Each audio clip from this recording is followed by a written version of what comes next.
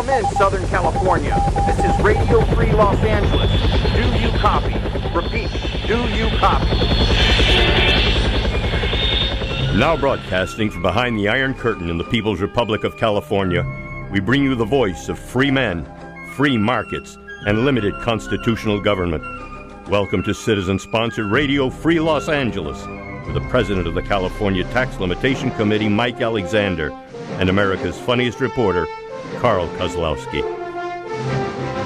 All right, good evening, everyone. Mike Alexander back with you here.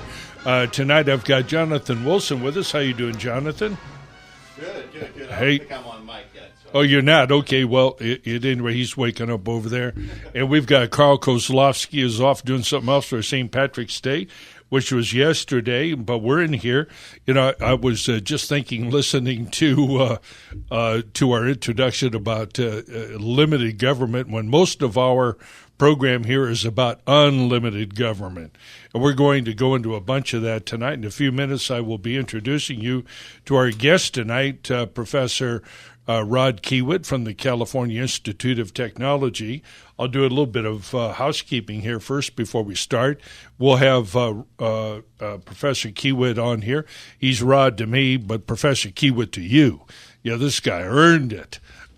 He's a professor of political science as well as an economist by trade, I believe.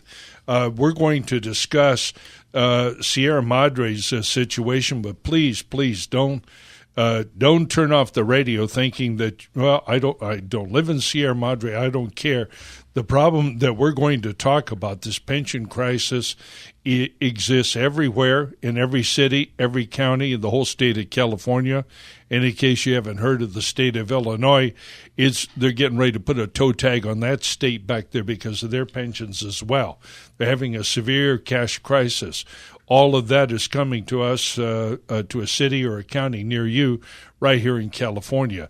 We here at Radio Free Los Angeles, we're citizen-sponsored radio, and that means that we need you to call us and ask our guests some question tonight. Give us your input on this problem, and also you can reach us at 866-870-5752. I will repeat, 866-870-5752. Now, to help live up to your obligations as a citizen to keep shows like this on the air, we encourage you to go to radiofreelosangeles.net. Radio Free Los Angeles, all spelled out, followed by .net. There's a place there to contribute. Help us to keep the show on the road here. We've gotten really good reception to this, to our program and everything that we're trying to do on pensions and a few other things. Just to be a little bit topical here, before I introduce our guests, all of us have been listening this past week to the national news about this guy, Andrew McCabe. Now, I'm not going to comment on the politics of that situation, but this morning I was reading an article about how upset they were that this guy was going to lose his pension. That pension, what I found remarkable, was that his pension after 21 years at the FBI was going to be $60,000 a year. Now, most of you could only dream of such things. Now, leave aside what you think about this guy, because that's not what I'm talking about. Here is the number 2 guy, I think, wasn't he, at the FBI? Number 2 or number 3. This guy, whoever's in that position, is a varsity player. He is the second number 2 guy in law enforcement in the United States, if you leave out the Attorney General himself, of course. But among all agencies, the FBI has always been thought of to represent the elite, the best, everything that was good about law enforcement. That's why this current situation with the FBI is so tragic, because it takes away from the legitimate accomplishments of the Bureau and the many, many, many good men and women who work in that Bureau and do a lot of great work every day, day in and day out.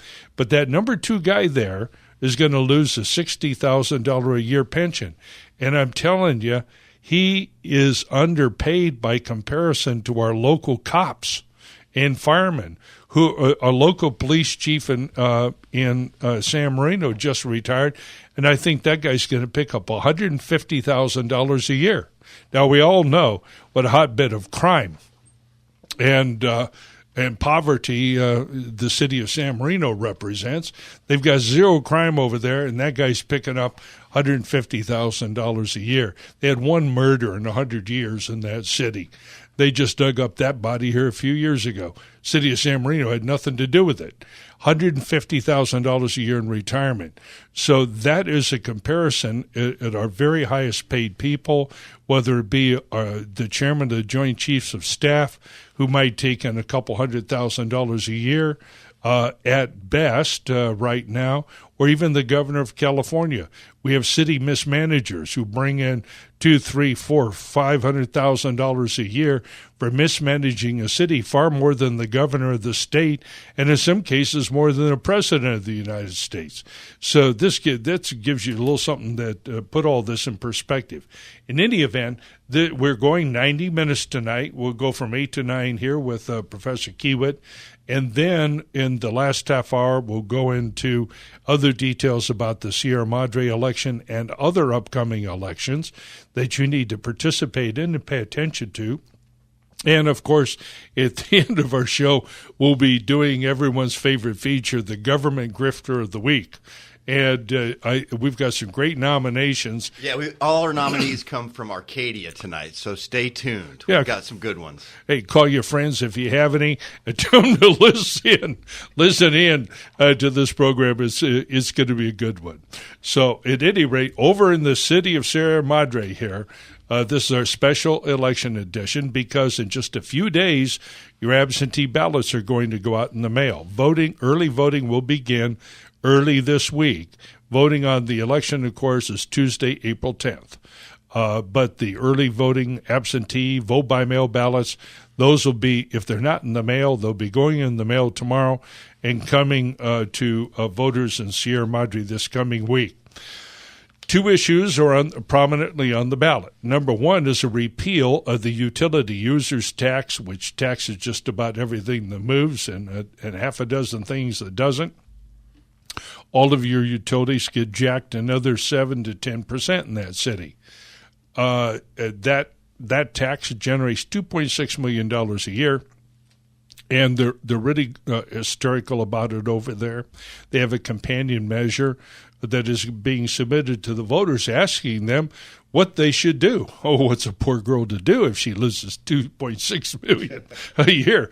Well, we here at Radio Free Los Angeles might suggest assisted suicide. I think that's legal in the state of California. So wherever it is drew up that budget, might give some thought to that. Or travel to Oregon. They're pretty experienced up there. Or cut spending. Oh, my God, that's cruel. But in any event, we're going to talk about pensions in general, Sierra Madre in particular, and I've invited here tonight my good friend, Professor Rod Kiewiet of California Institute of Technology. Welcome, Professor. Thank you for agreeing to come. Happy to be here, Mike. All right, great. Maybe you could lead off by telling some of the folks in our audience a little bit about us, what you do at the university or you have done, and your areas of expertise and study.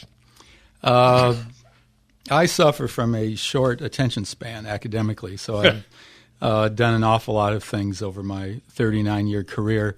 And I'll just say right now I'm focused on a history of public school finance in California. Interesting. But, what's sad about it is when you go back into history, you find out that until about 1960 or so, the California public school system was the absolute envy of the rest of the world. It was extraordinarily highly funded. Even the less well-off schools enjoyed quite nice budgetary support. And when you see how far we've lost, how much we've lost since then, and the heritage that we had going into it, it's a sad thing to contemplate. What's relevant tonight, though, I think, is work I did starting around 2009 or so. And I was at a conference, and I think that's when I first met Mike Alexander, on budgetary issues at USC. And it was at that time when I first caught drift of the pension troubles that seemed to be emerging.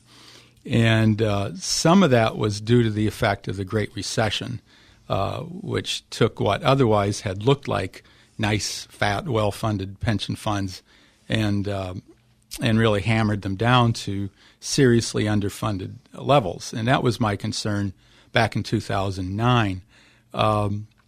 The problem is that over the last 7 or 8 years, the economy has largely recovered. Tax revenues has certainly recovered. And yet when you look at the funding ratios and what kind of actuarial shape most pension funds are in, some are obviously way worse than others. I told people to move out of Illinois starting about 11 years ago, I think. And they should. They really should. But the numbers just have not improved. And that is probably the most worrisome feature of the data that I see at this point.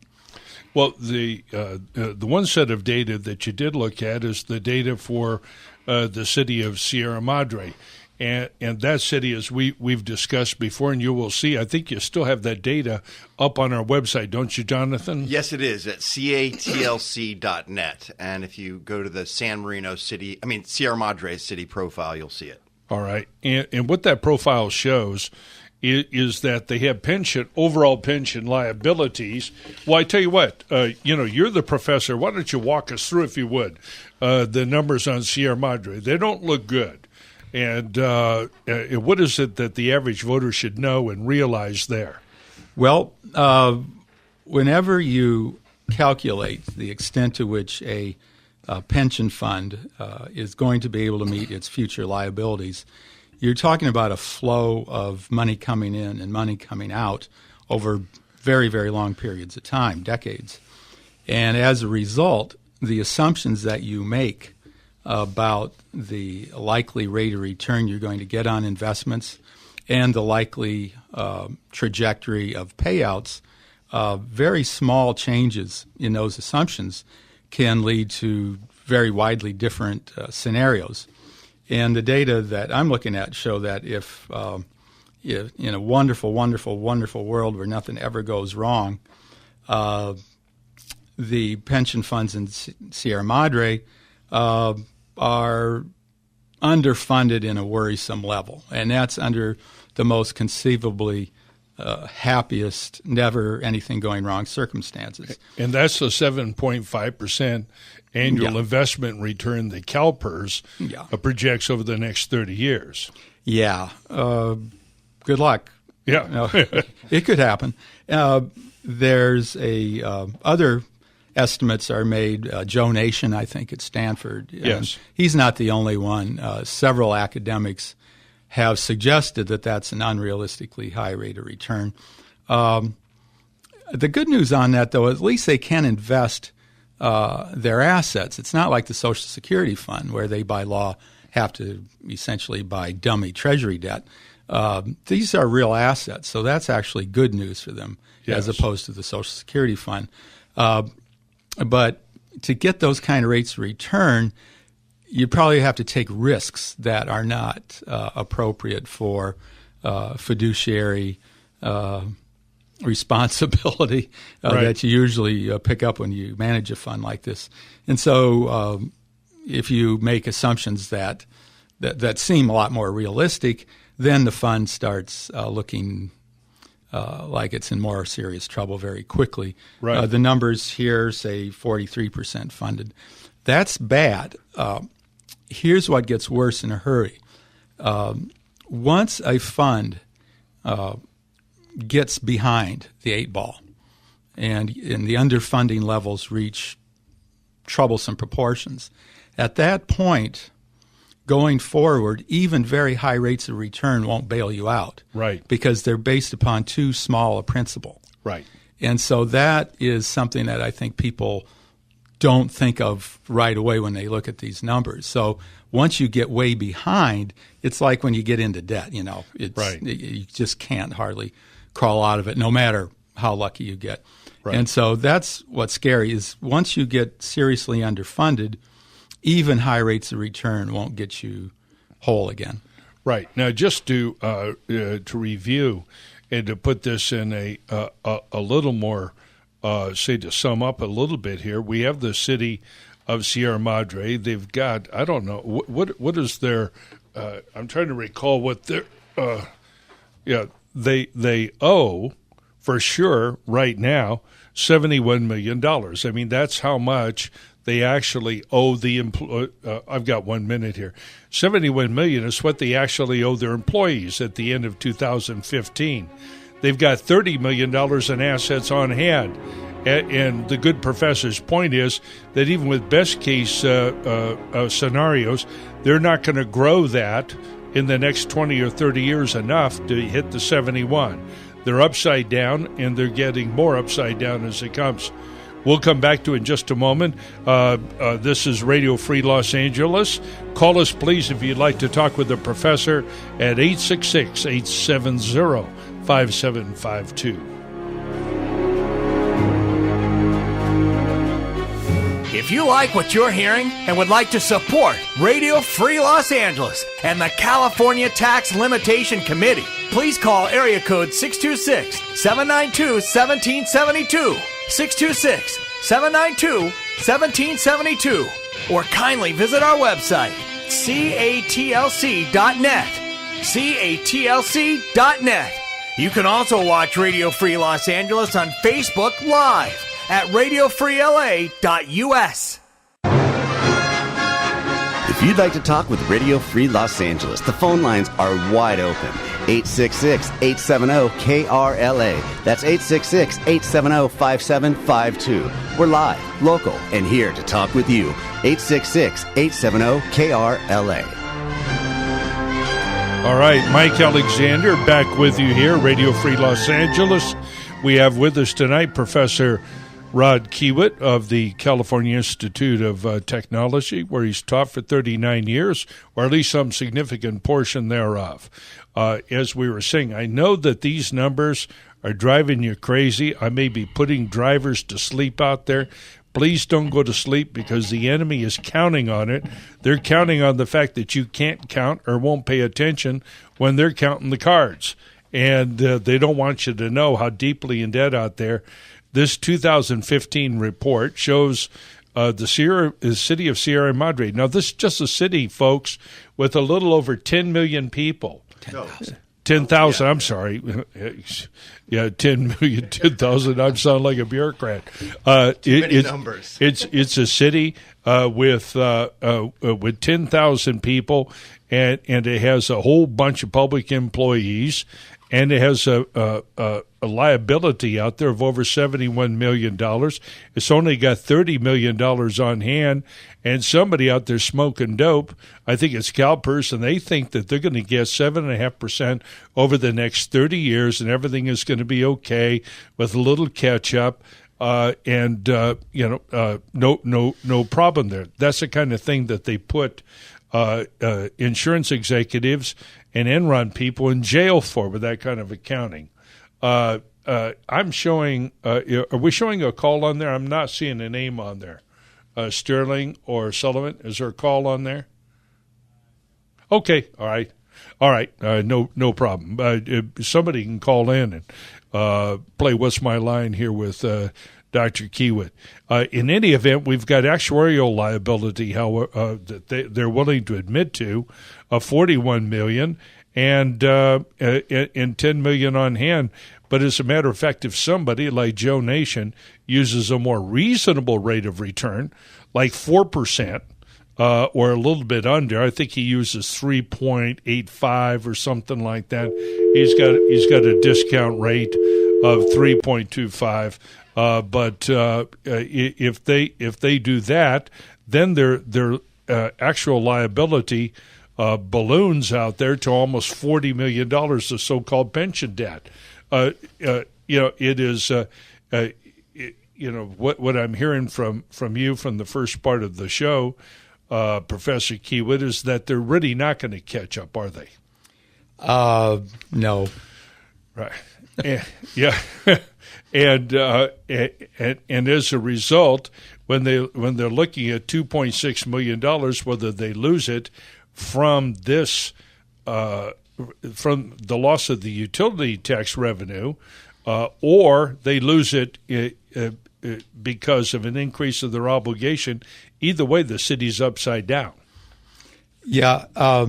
About the utility use tax, Mike, do you know, are there other cities that have this thing? Yes, there's about 70 cities in Southern California that have it, including Pasadena, Glendale, Arcadia, South Pasadena. Oh, let's see. City of Los Angeles has one. You just go to Torrance. There's a bunch of them. Here is what, from a pension point of view, Yeah. I would say. Again, the voters of Sierra Madre, if they want to keep it, that's what they'll be able to do when they go vote on this. And I won't comment on their decision. But what I would say is what the additional revenue Yes. that is brought in today by the utility use tax, what that does is enables the city, quite obviously, to maintain a larger payroll with more employees than they would without it. Right. Well, what that means is a larger payroll with more employees means that your pension problems are going to be aggravated as a consequence. Right. By paying this tax now to hire and pay more people, your pension problems get worse. Right. Exactly. So that's something I would say you should think about.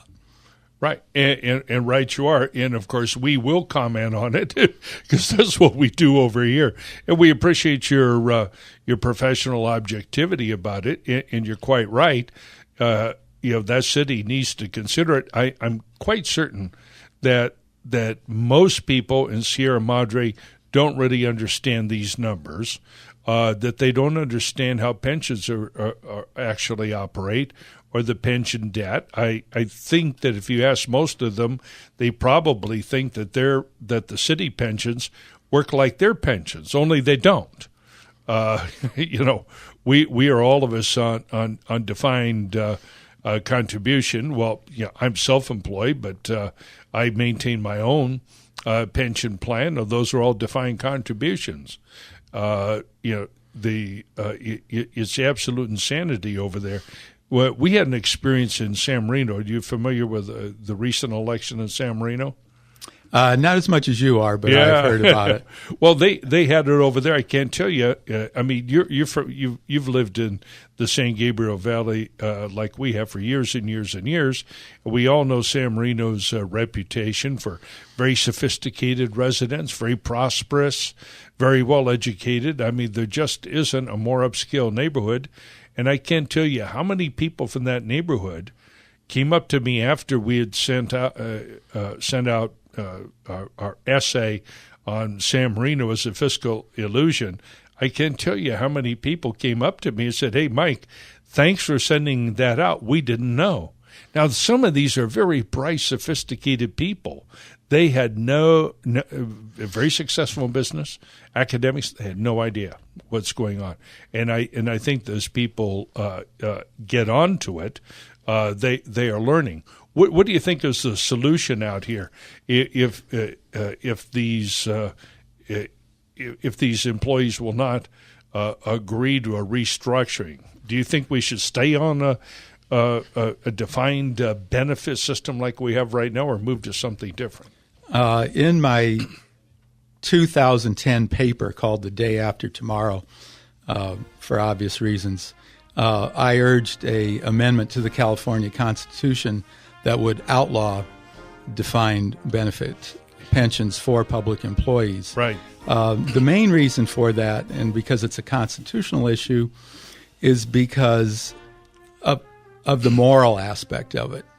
What is happening is that people today are enjoying the benefits of whatever they enjoy from public employees and having future generations, their children and grandchildren, pay for it. To me, is the fundamental issue. Let's leave it right there. We'll be back on the other side of the half hour with Professor Rod Kiewiet, 866-870-5752.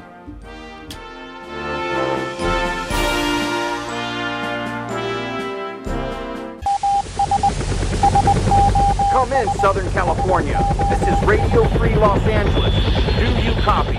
Repeat, do you copy? Now broadcasting from behind the Iron Curtain in the People's Republic of California, we bring you the voice of free men, free markets, and limited constitutional government.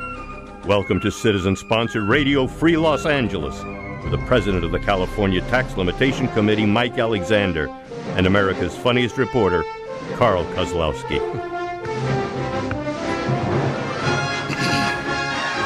All right, good evening. Back with you, Mike Alexander, Jonathan Wilson, and welcome back to the second half of our interview with Professor Rod Kiewiet of the California Institute of Technology, where he's taught there for many, many years. If you would like to join our conversation, we'd love to have you call in. Call in at 866-870-5752. And if you'd like to help with what we're doing here, you can go to Radio Free Los Angeles .net, Radio Free Los Angeles, all spelled out, .net, and click that donation button. That'll help keep this show on here for the next 20 years, because that's about how long all of this is going to take. Now, when we, in our last half hour there, we ended up on what the solution was. And Professor Kiewiet commented that he had long supported the abolition, in fact, the amendment of the California state constitution to prohibit the payment of what we call a defined benefit pension, the kind of pension that we have right now. And he rejected on both economic and moral grounds, and we couldn't agree more. And I can tell you right now that there are a number of people in the state, including Chuck Reed, a Democrat, everybody, former mayor of San Jose, who's been moving in this direction. Carl DeMaio. Carl was a city councilman in San Diego. I'm not sure if he still is, but he was one of the leading forces in getting the California Supreme Court to rule that, at least for new employees, we could be pursuing what they call a two-tier system, so that even if we're stuck with some old employees in an old system, we can at least stop the bleed. Now, talking about stopping the bleeding, you advocate an early resort to bankruptcy, do you not? Yeah, here's the story with bankruptcy, which is an option for local governments in California and the rest of the country. The trouble is nobody wants to go bankrupt. It's messy. It's expensive. Everybody hates it. Everybody thinks it'll destroy the reputation of the city. And all of those things are true. Yes. But because all of those things are true, you're better off dealing with it today and declaring bankruptcy today than waiting 10, 15 years down the pike and then declaring bankruptcy, which you'll inevitably have to do. It's when you get into credit trouble, like any individual, addressing your credit problems early is always preferable to addressing them late. And so, quite honestly, it's a hard thing to say, but when cities and other local governments look at pension underfunding numbers like this, every day they wait to declare bankruptcy makes things worse. Yeah, I quite agree. You know, one of the necessary things that you have to do, whether you're addicted to drugs, addicted to alcohol, or like our government people, addicted to spending, first thing you have to do is to admit you have a problem and then get your arms around the problem. And one thing that I've observed over the last many years that we've been speaking publicly, and you and I have been talking about this problem, I have yet to have anybody call or write to me and tell me we don't have a problem, or to show me how we get through this and everything's going to be okay on the other side. If any of you is out there, please, if you have the answer, call us. There's a market for your solution.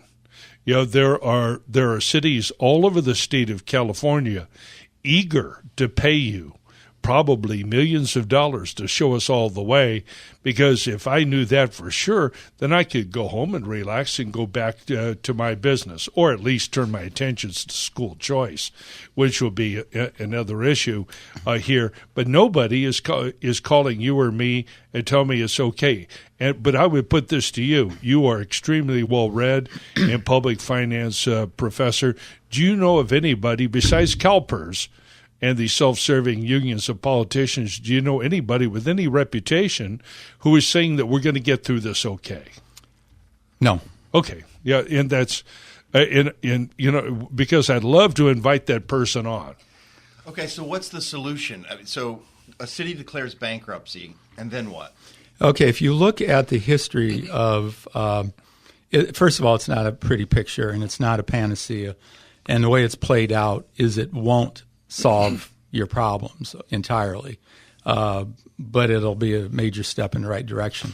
The way it's played out over the last 15 years as cities from Detroit to all over Pennsylvania to Stockton, Vallejo, San Bernardino, keep going, it's a political process. There is a federal bankruptcy code, but that's kind of just for decoration. What happens is it gets very political very quickly. And if I had to summarize the way cities emerge from bankruptcy, it's that the bondholders lose everything. Right. They will get stiffed completely. And in fact, the public employee unions come out very, very well. They might take small haircuts on the things that we call OPEBs, the other post-employment benefits like medical care. There's been some rollback on that in some cases.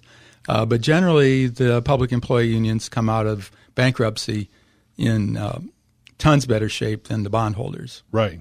And that's what I would expect, frankly, going forward for the foreseeable future. I see what you're saying. I would have probably a slightly different view of that. One area where I completely agree with you is that what has appeared to be a bankruptcy court proceeding has been far more political than legal. At some point, if there's enough of those bankruptcies, however, and if you're looking at say 100 or 200 cities in the state of California, which would be a low number, deciding to get rid of their debt and take this problem to the California Supreme Court, if the bondholders were looking at losing that much money in 100 to 200 cities, then they might very well make a goal line stand and make life very, very difficult for cities that were trying to dump them. I think that would be. What would your reaction be to that scenario? Hard to know. I don't really have a clear vision of what the world would look like with a wave of bankruptcies. Mm-hmm. What I imagine is the major political pressure would be to look for the federal government for a bailout. Yes. And implicitly, by not doing anything else, that is the strategy that's being chosen, to hope someday when we can't go any farther, the feds will bail us out, which they have. Of cities and counties during the Depression, they were bailed out by the feds, states. Yeah. And they bailed out major corporations and major lending institutions. We know that from just less than 10 years ago. So I think the implicit strategy is to wait around for the feds to bail them out. The trouble is that's kind of like being in a lifeboat that's taking on water. Yes. And the boat that's coming to rescue is the Titanic. Right. That's right. The small ticks up in interest rates, a 1 point increase in the interest rate for the Treasury will increase federal spending by over $200 billion. Right. And that's why the prospect of a federal bailout, I think, may not be as likely as folks would think. Yeah, particularly because of the tremendous variation or gap, rather, between federal salaries and California salaries. I know a very close member of my family, works in government, has for many years, and in a position of great responsibility, and he doesn't make anywhere near what they do, and he was astonished at some of the salaries and even more astonished at the pensions, and was quite convinced that instead of going to law school and working his way up in a defense-oriented part of the government, he should have maybe become a cop or a fireman.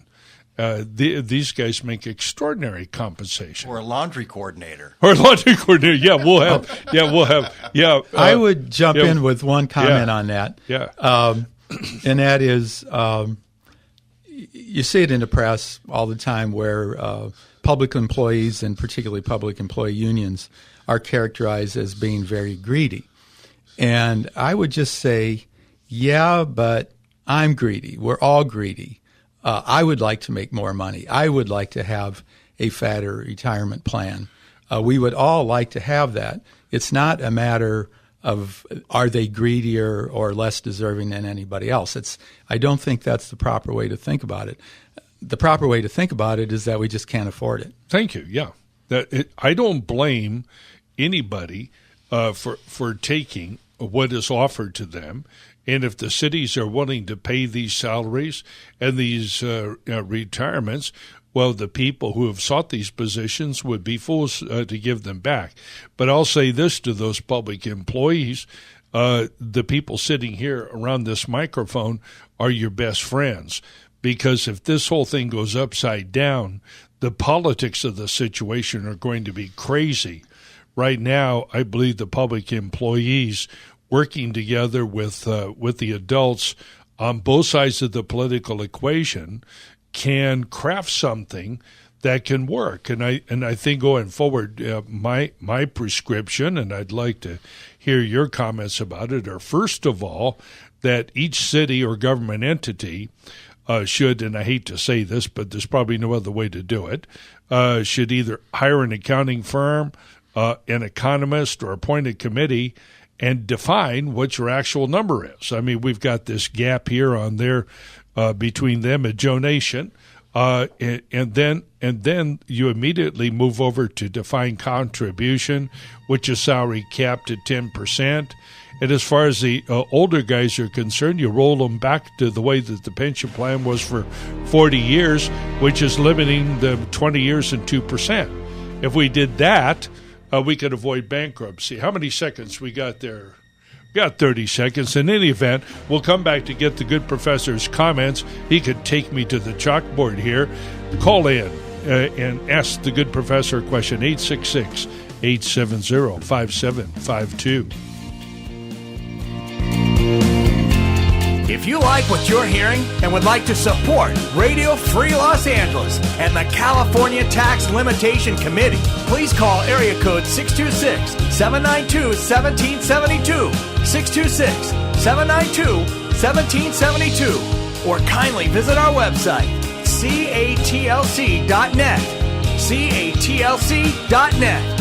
You can also watch Radio Free Los Angeles on Facebook Live at radiofreela.us. If you'd like to talk with Radio Free Los Angeles, the phone lines are wide open. 866-870-KRLA. That's 866-870-5752. We're live, local, and here to talk with you. 866-870-KRLA. Hey, you heard the number. Call that number and go to radiofreelosangeles.net and click that contribution button. If you like what you hear, heck, even if you don't like what you hear, keep it on the air. Or watch us on Facebook Live. Yeah. Yes. Yeah, we have our Facebook page, Radio Free Los Angeles, and you can watch it live every week. That's right, yeah. Notwithstanding the fact that I don't know who the clever guy was that told me I had a great face for radio. But in any event, he's no longer allowed near my microphone here. But, we're back to the prescription. Define that number, get it on your balance sheet. And most of these cities don't carry it on the balance sheet.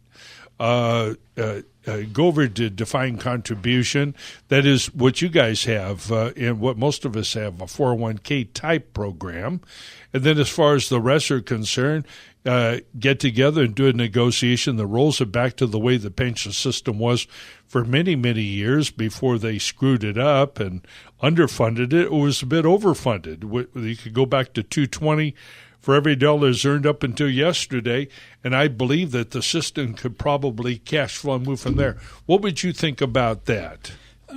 Couple of things.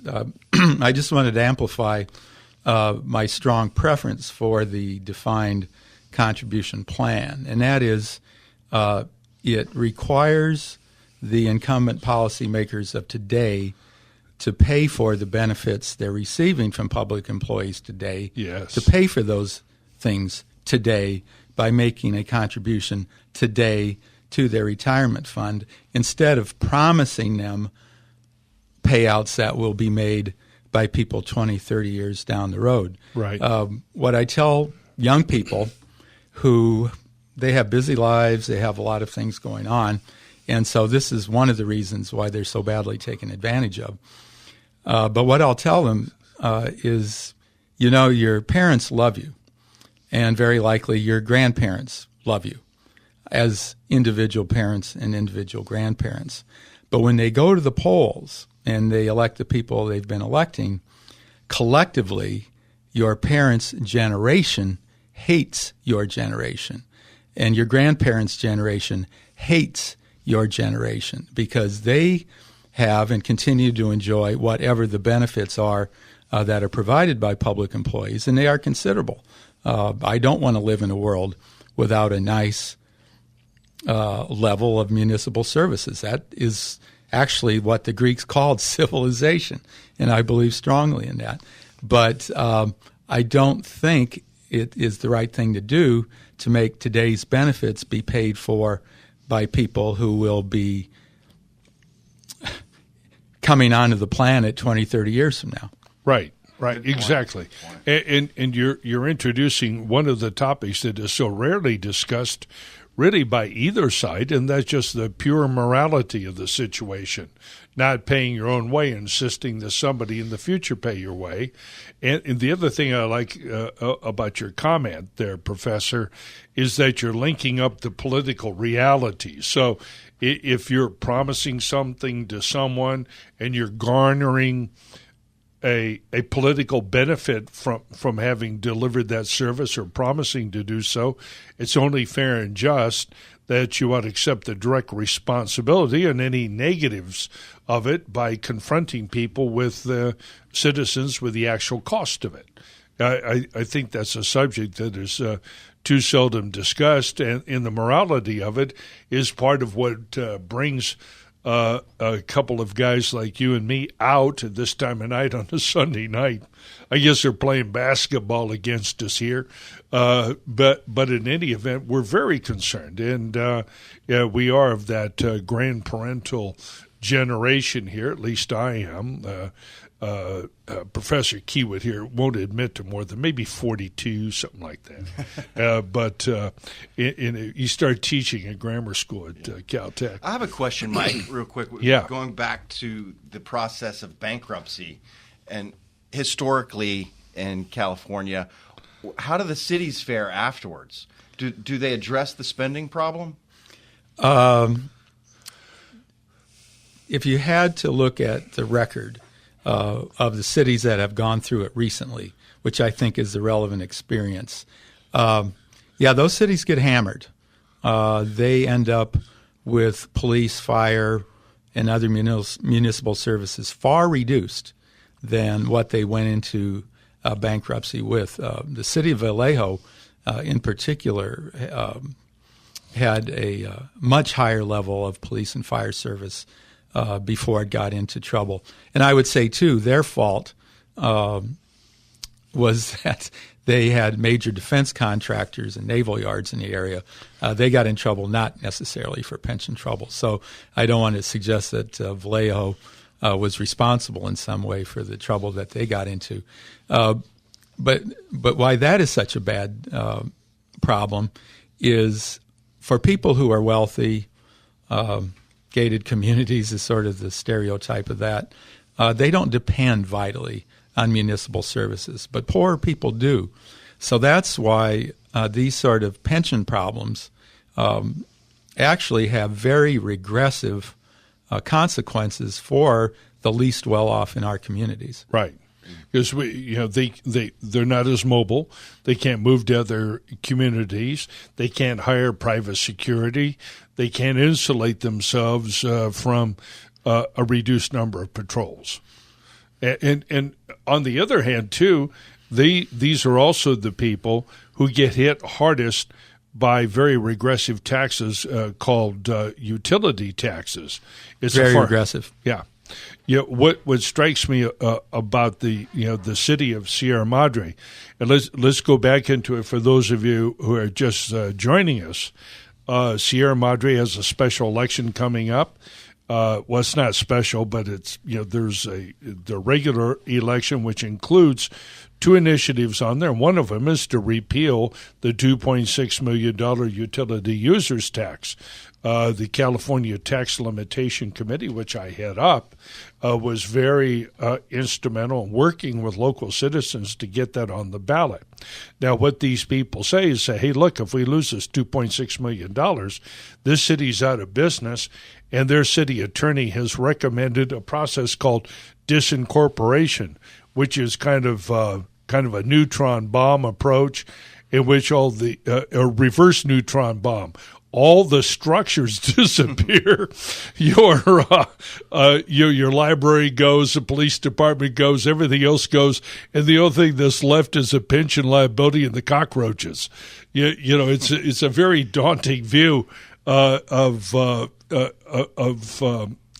future. But the fact is that what the city attorney there is saying, or the city is acknowledging, that any shift in either revenues or bills, if their debts go up and they can't meet those obligations, or the revenues go down, either way, they're $2.6 million. They're upside down. What do you think about the city attorney's analysis, Professor? There have been over the years cities that disincorporate. They typically are very small. It sometimes happens when everybody moves away and there's nobody left. Mm-hmm. More commonly, they're little towns where there might be a wrongful death lawsuit or something like that will just wipe out the city coffers, just completely the settlement. And so then they will disincorporate. So there are reasons why cities have done that. The disincorporation argument, I think you've diagnosed, is a solution that solves little but causes enormous negative consequences as a result. I think I would say, if you really think you're in trouble, go the bankruptcy route. But if I look at the numbers, a $2.6 million reduction would move their level of government back to where it was about 5 years ago. Right. I don't think they were like living in huts then, were they? No. Well, now, there are ways they could shift their police force to the county, right? There are ways that aren't as extreme, right? To solve the problem. Yeah, there are. Address it. Apart from everything else, I think the key characteristic, if you look at Sierra Madre, is it's very small. There are 10,000 people there.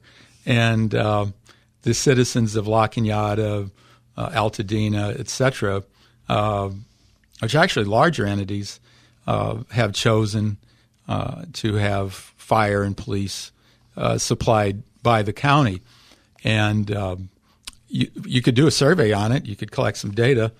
My strong suspicion is that people in La Cañada and Altadena are at least as happy with their county services as the people of Sierra Madre are with their municipal services, and they come a lot cheaper. Yeah. You got it. Well, we've got less than a minute to go, and I want to take this opportunity to thank you, Professor Kiewiet, for joining us.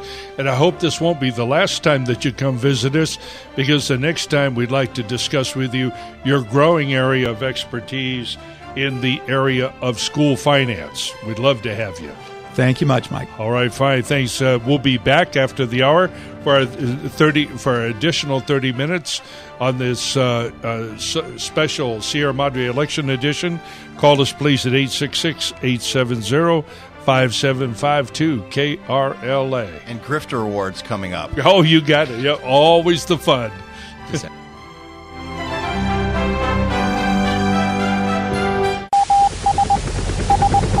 Come in, Southern California. This is Radio Free Los Angeles. Do you copy? Repeat, do you copy? Now broadcasting from behind the Iron Curtain in the People's Republic of California, we bring you the voice of free men, free markets, and limited constitutional government. Welcome to citizen-sponsored Radio Free Los Angeles, with the president of the California Tax Limitation Committee, Mike Alexander, and America's funniest reporter, Carl Kozlowski.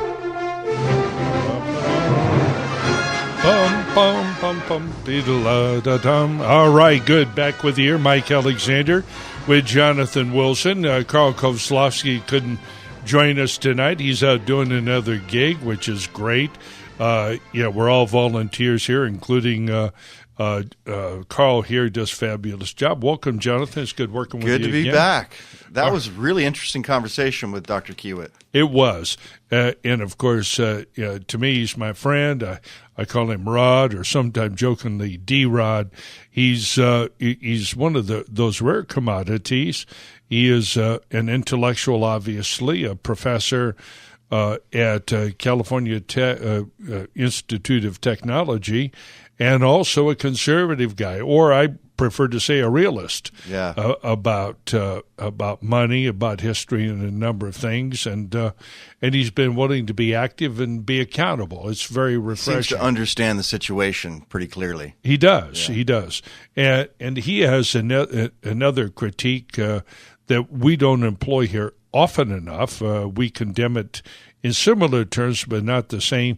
But he's drawn attention here to the fundamental immorality of how we handle pensions and pay employees. And the fact is that our state, the cities within the state and the counties within the state, and this Ponzi scheme we call CalPERS, that's the California Pension and Retirement System, and its sisters in crime, that would be the CalSTRS, the California State Teachers Retirement System, and also I think it's UCRS, University of California Retirement System.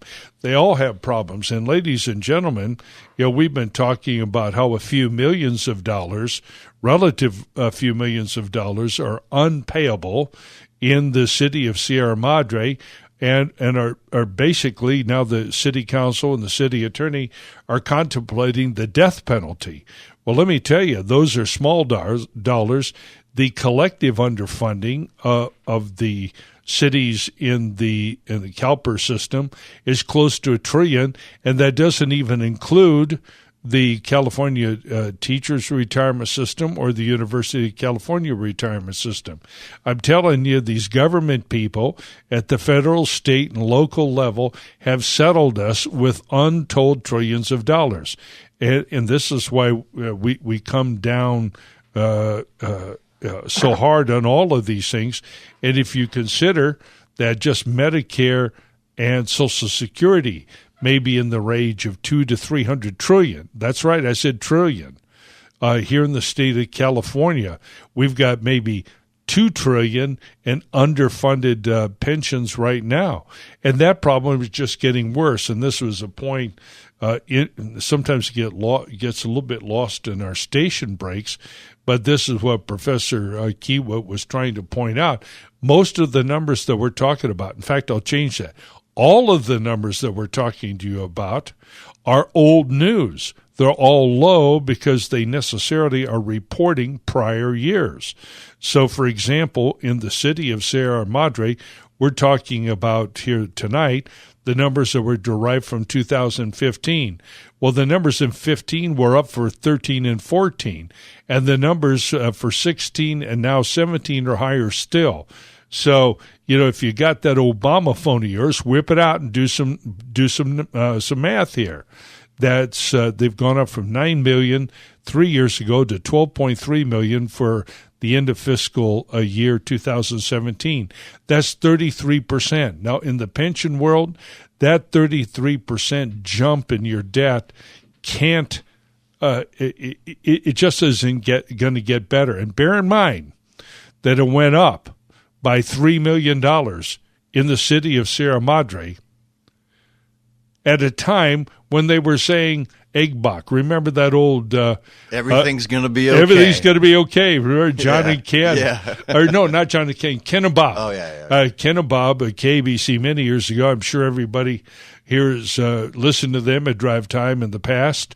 Eggbach, everything's going to be okay. Well, it's not. At the same time they were saying Eggbach, it turns out that the market made a fool of them. And the fact is they couldn't predict that market, and they ended up upside down by 33%. What I'm saying to you and everybody out there is whether you're right and I'm wrong, whether it's one set of numbers that's right or wrong, it's crazy for you and I as taxpayers to be involved in the pension business. We have to get the hell out of the pension business. We can't figure it out. We can't predict it. I mean, we get lots of smart people, and let me give CalPERS the benefit of the doubt and say, agree that they're smart people. Well, smart people get it wrong half the time. I mean, every day in the stock market, when millions of shares exchange hands, obviously somebody agreed that the stock was either undervalued or overvalued.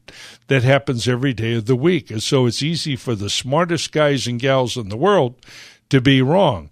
But when you and I have to underwrite it, that's crazy. So we need something that's fixed, that we can factor into to our administration of a city and predict it entirely. We're not doing that right now, and nobody's really dealing with the problem. But you know the old expression that the chickens have come home to roost. Well, there's lots of chickens in Sierra Madre. And so for those of you citizens out there who are looking at this, we would strongly urge you to vote yes on Measure D out there. And get involved. Yeah, get involved. If you disagree with us, get involved. Yeah. This is your city. We'd love to hear from you. Either way, I'd like someone to explain why not repealing is a good idea. Correct, especially when these obligations are growing every year. Obviously, we're right about this, and that's just your underfunding out there. And let me tell you again, that's money that you definitely owe by CalPERS numbers with their phony 7.75% 30-year return assumptions. Even under those rosy, optimistic LSD numbers, you owe $12.3 million that you haven't paid. And so they're going to give you some time to pay it. Well, you're never going to catch up, and at the same time, your catch-up contributions are increasing every year, and that is why the city attorney all of a sudden is coming up with this disincorporation memo. Yes, it's probably a terror tactic. Yes, it's political theater. Yes, it might even be a bit of a ploy. But, you know, it's the first time I've seen any of them do this, and I think it's because, not just because we put that thing on the ballot, but it's because reality is catching up with everybody. We in the California Tax Limitation Committee did not create this issue. They did. They created the problem. We've been yelling and screaming for years now. And yet we're being demonized a little bit. Right. In the community. Oh, yeah. Talk about demonization. Now, you read. Outsiders, radicals. Outsiders. Yeah. Let's talk about outsiders. Yeah. So that outsiders was meant to apply to the California Tax Limitation Committee. They know who we are very well because we've worked in a number of cities. In fact, we have a similar utility tax repeal coming up in the city of South Pasadena in November, and that's another place where Miss Highsmith is the city attorney. They're very able lawyers, highly qualified. They're looking at this problem, and I tell you what, I think that they're seeing it. They see it, at first they were just hearing that train whistle coming down the track.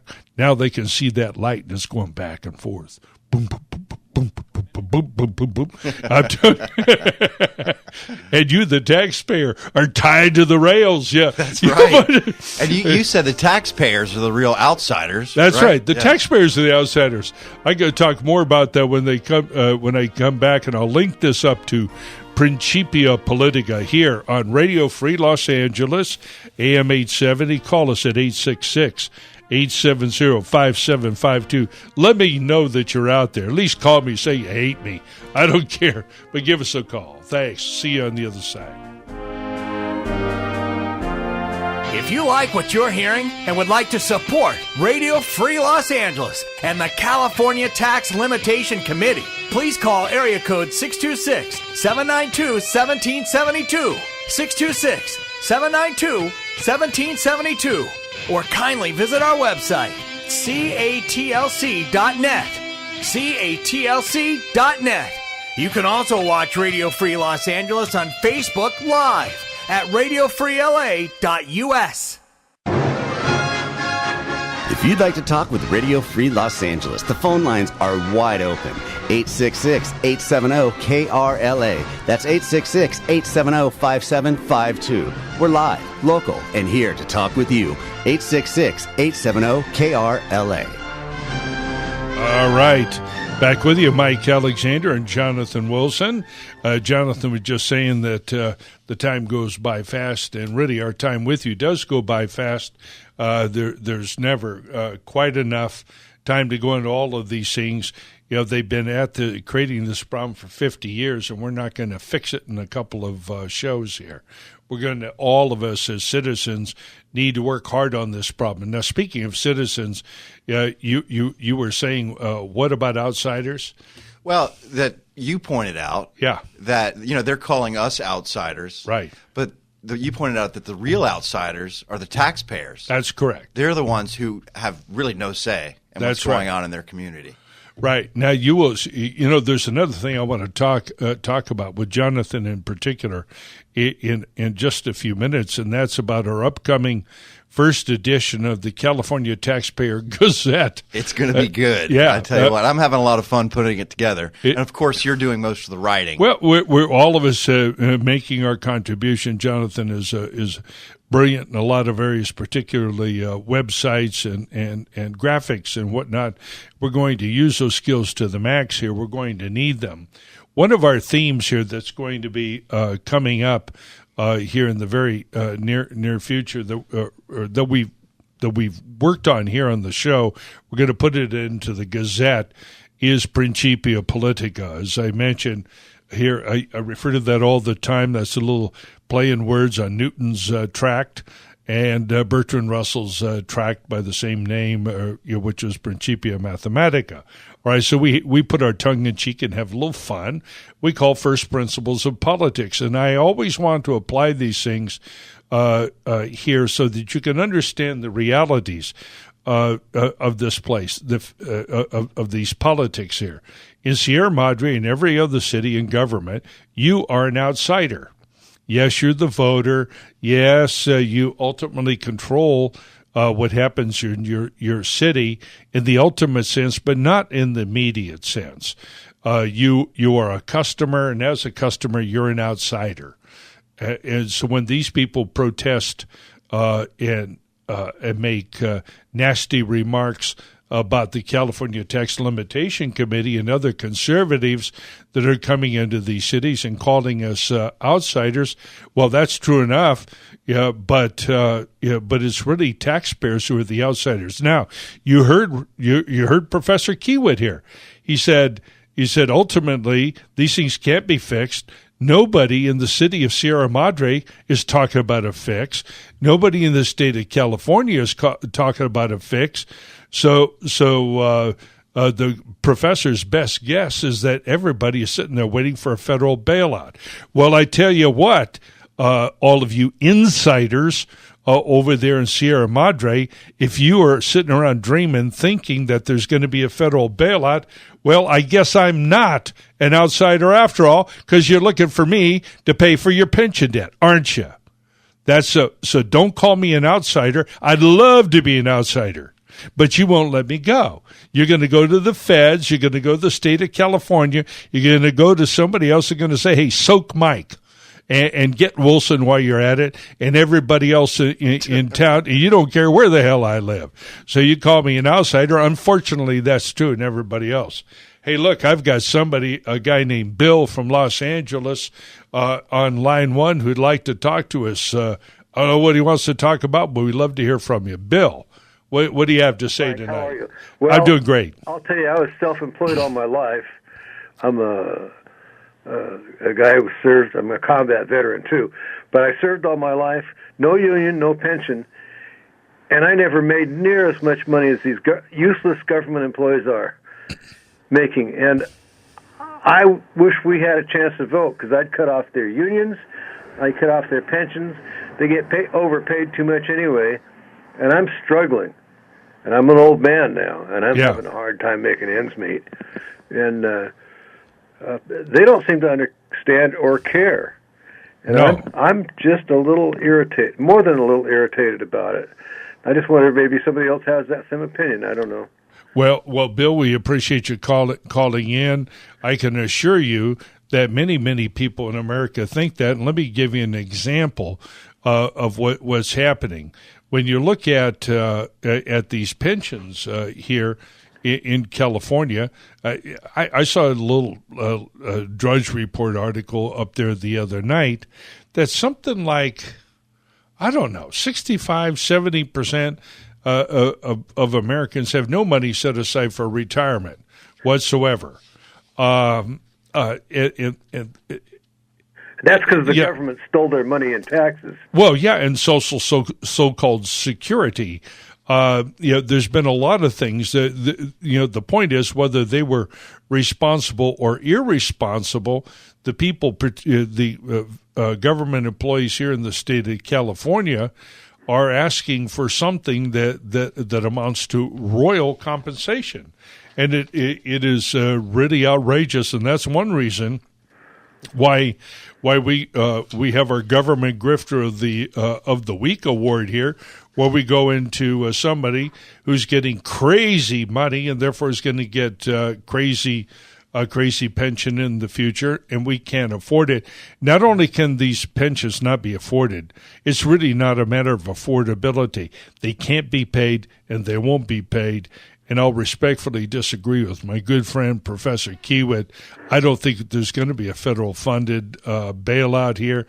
I think there's just going to be a bloodbath, and we're going to have to deal with the politics. Bill, be sure to call in again sometime soon. And, hey, Sullivan, how much time to the break? Got 8 minutes. How many more minutes? We're going 8 straight right now? Okay, good. Then what I'd like to do is to get going. I'd like to do the Government Grifter of the Week award, after which I'll do a little bit of commentary. So all there right. we are. This week's Government Grifter Awards, live from Glendale, California. And our nominees this week, we got some good ones, Mike. Yeah? Good nominees. What city? Arcadia. Oh, wow. Our next-door neighbors in Arcadia. Yes. Well, the first nominee is the assistant city manager. Not the city manager, the assistant The city assistant manager. Miss Yes, Manager. that's right. Okay. Get ready for this. Okay. The assistant city manager, total salary and benefits, $265,000 a year. Per year. For the Holy assistant mackerel. city manager. Oh, man. That's some good money. That's really good money. Huge. That's just the assistant. Yeah. So now we'll jump up to the city manager. The city manager, yeah, he obviously needs a lot of help. All right. Right. So our second nominee is the city manager with a total annual salary and benefits of $309,000 per year. Oh, 309. Now add it to what was the other guy making? 265. 265. I'm looking at what 574. Right. Almost $600,000. Those are some well-paid employees. I'll tell you what. They must really manage that city well. They must. I'm sure Secretary of Defense Mattis and Donald Trump don't work half as hard.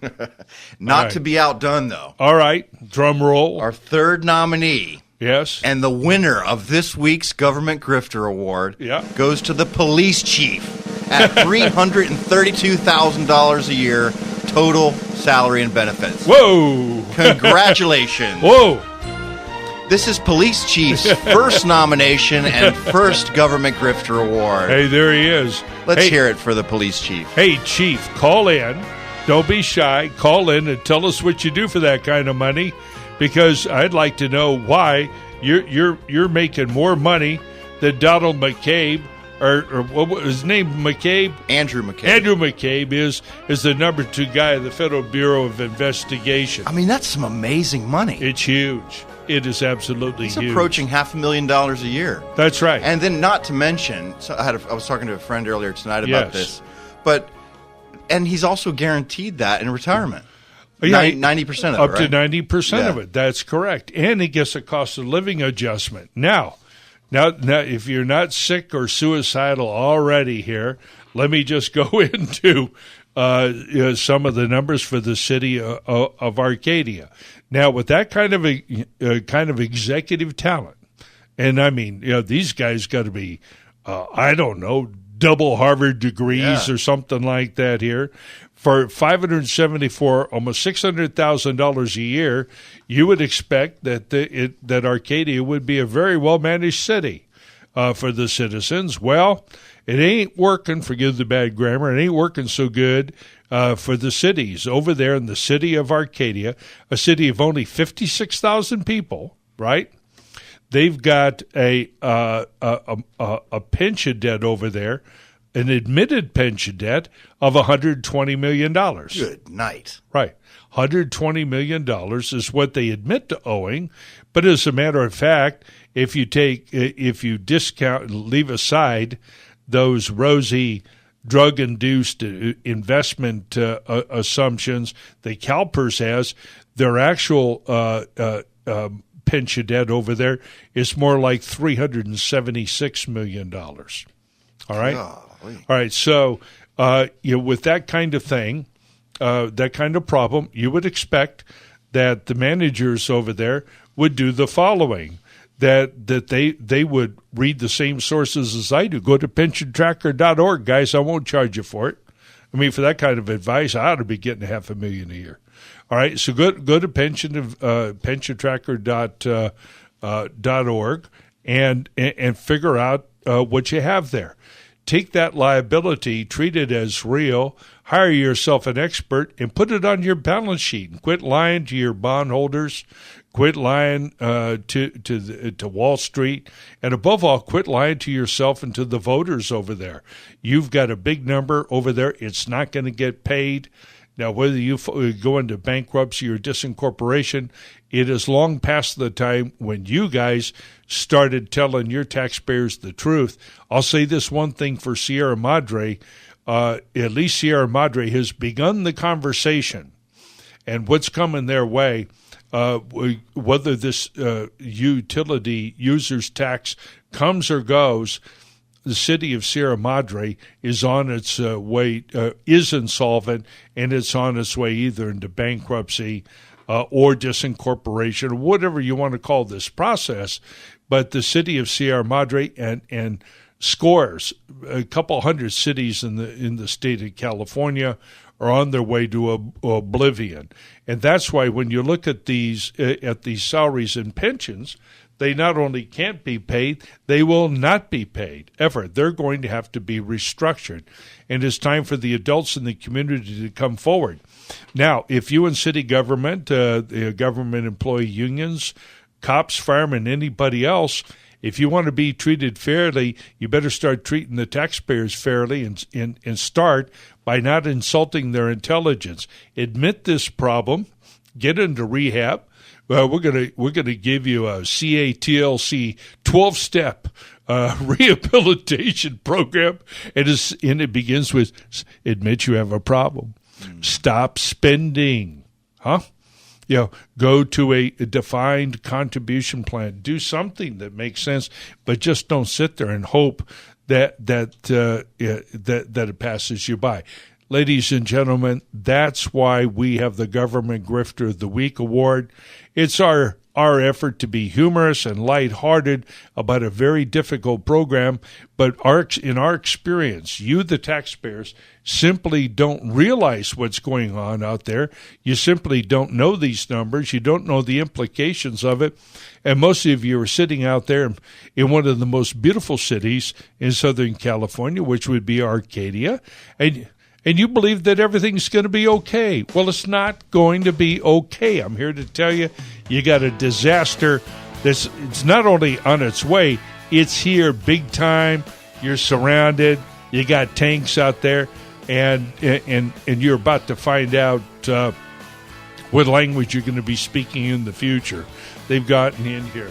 Hey, we got 30 seconds to go. I want to thank all of you for joining us here tonight. Go to radiofreelosangeles.net.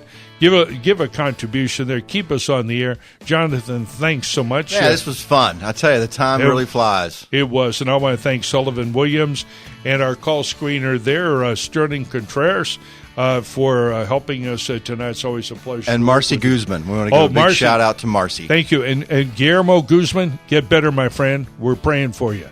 Take care. Good night. See you next week.